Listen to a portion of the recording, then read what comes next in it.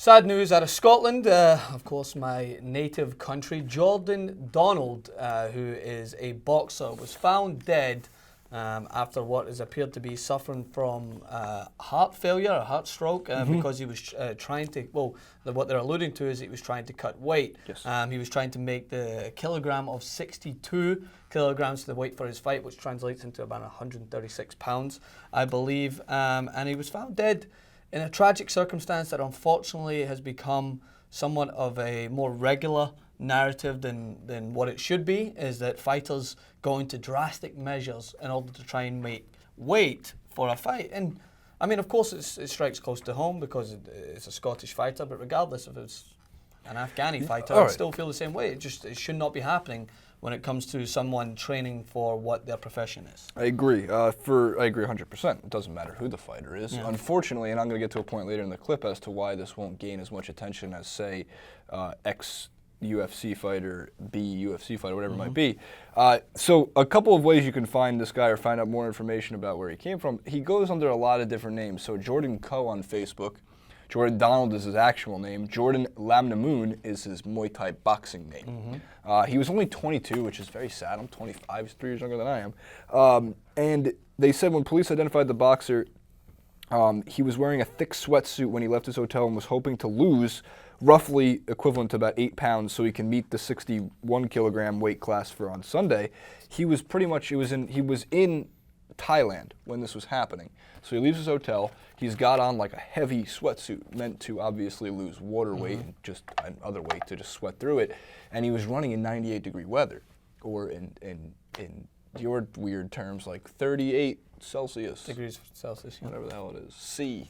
Celsius. And he's running and he had pretty much a heat stroke that he passed out from and died from complications from that, which is remarkable. Now, what's crazy is you've all seen the montage of the boxer, in the movies where they put on 2 sweatshirts, and they run outside and it's hot outside. Yeah. Right. It's like one of the most old school ways of dropping weight from what I've researched, because you can't starve yourself, especially in fighting, because you need that, and water weight plays a major role in this. And a lot of Muay Thai, boxing, UFC, MMA. Even wrestling, if you remember the Channing Tatum character, yes. Foxcatcher, he was on the bike and he had to try and lose the weight. And they also outlaw in most of these sports IVs. Some have them, some don't, and there's a lot of different health complications and legal complications with that. So they had Jeff Navid, who's the Vice President of Athlete Health and Performance for the UFC, and he said most recently, we've reached out to different experts all over the world who specialize in fields like dehydration so we can educate our fighters and explain why certain things are not good for them.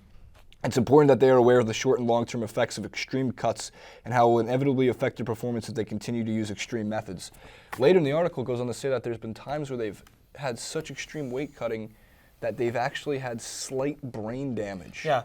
So getting in the ring dehydrated. So what happens is, as the article in Barstool states as well, is that not only can you die from weight cutting itself, but as you mentioned, you're more likely to get severe brain damage, because what happens in the morning of the weigh-ins, it's often natural for people to try and dehydrate themselves to remove that water weight. So they go in, they can actually meet the weight class, and then they go and try and rehydrate so that they can try and get up to as heavy of a weight as possible. We all remember when Nate Diaz apparently came in heavy, but specifically a lot of fighters go in, hit the weight class, and then they go and try and eat and pack on as much and rehydrate to get it back to it. But still, before with just 24 hours to try and prepare for the fight, the article stated that it takes 70 plus hours to fully rehydrate, and now that IVs are banned, as you mentioned, to stop steroids from flying under the radar, it might even take more time. So you might think that you're going back into the fight fully prepared and rehydrated because you can't feel the drastic effects of it.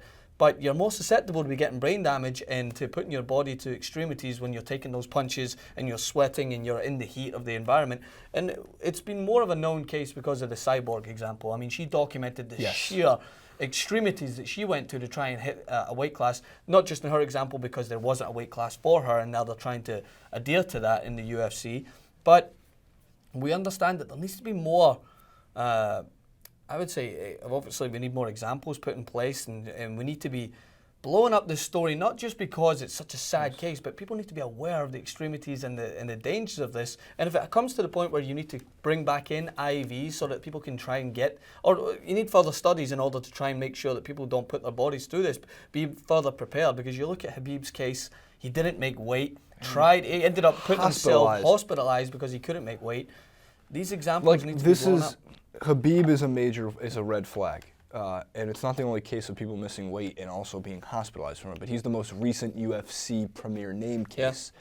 Jordan Co on Facebook, as he goes by, or Jordan Donald, as we were just discussing, the unfortunate case of how he passed, is a red flag. This isn't a matter of if, it's a matter of when a prized UFC fighter goes down or Bellator fighter goes down because of this, or there's a drastic effect as the aftermath, and until then, it won't change. Unfortunately, and Joe Rogan's been preaching this for years, saying there is a major weight cutting problem in MMA, and if they don't find a way to solve it, somebody will die. And some people say that's clickbait, you just want the attention. Wrong.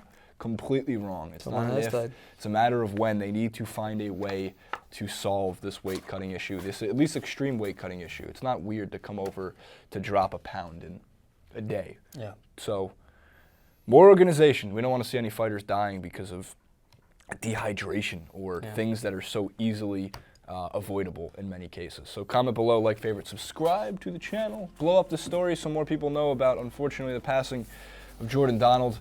Our condolences go out to his family, and then also so people understand that weight cutting is a very major problem.